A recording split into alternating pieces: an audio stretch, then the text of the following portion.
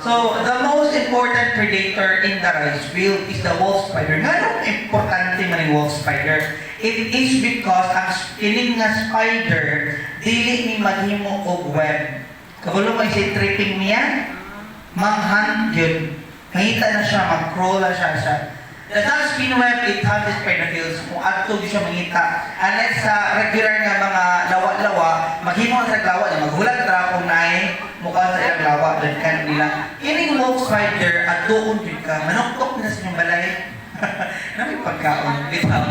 So, asagaran daw, kini siya, nana siya sa base, magitan. Asa, daghan, nakita na ko ani,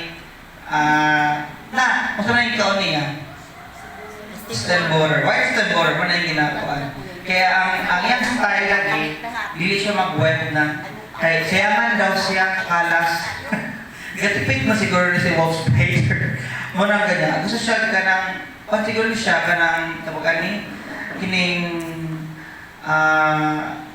gadayan permitted ba, or gadget ko, gusto siya fit permitted mo na yung permit din at maglakaw-lakaw niya siya.